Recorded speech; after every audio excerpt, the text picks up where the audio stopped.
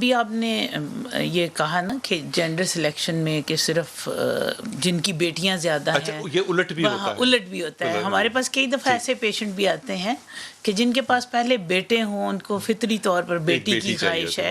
تو یہ دونوں صورتوں میں آپ کی اور میں سمجھتی ہوں یہ بڑی کریکشن کی ہے ڈاکٹر صاحب نے، بڑی خوبصورت، یہ بڑی کریکشن. فیملی پلاننگ جو ہے، فیملی پلاننگ انسان کا پہلا حق ہے، معاشرتی حق ہے.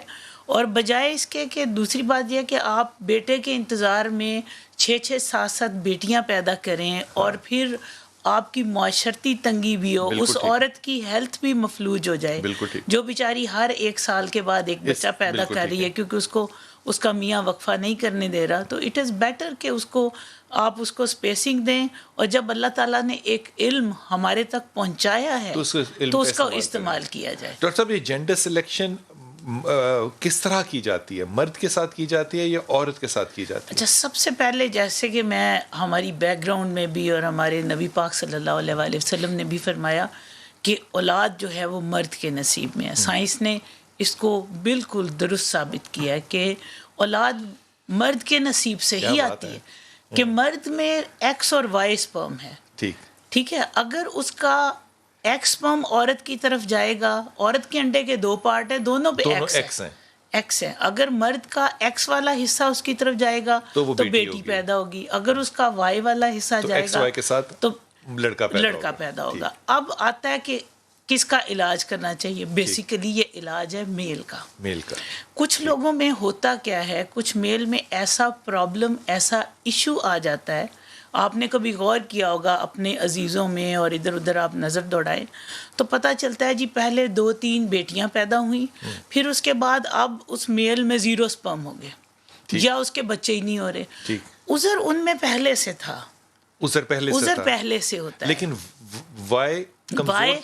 وائے جو آپ کا سپرم ہے وہ آپ کے عذر کی حالت میں ڈیڈ ہو جاتا ہے.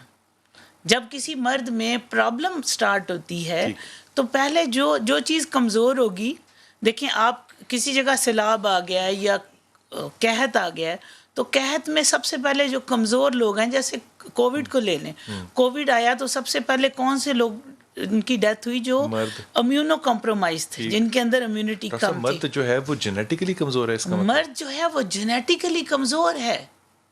آپ نے یہ میری بات کو یقین کریں، انڈر ایسٹیمیٹ نہ کریں. ہم سمجھتے ہیں کہ مرد بہت مضبوط ہے. قحط آتا ہے سب سے پہلے مرد وہاں پہ ختم ہوتے ہیں.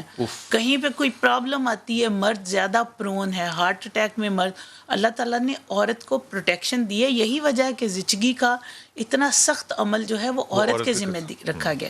اسی طرح ایکس سپرم جو ہے وہ ریزیلینٹ ہے، وہ ویک ہے، ریزیلینٹ ہے، اسٹرانگ ہے. یعنی اس کو برے حالات میں بھی وہ سروائیو کر جاتا ہے. اگر کسی مرد میں فرض کریں شوگر ہو گئی ہے، یا اس کو ہائپر ٹینشن کی وجہ سے کچھ اس کے یا اور کوئی ڈیزیز ہے ایسی، سب سے پہلے اس کا وائی کمپرومائزڈ ہوگا. وائی جب کمپرومائزڈ ہوگا تو وہ فرٹیلائز نہیں کر سکے گا. ایکس سپرم پھر بھی جا کے فرٹیلائز کر جاتا ہے.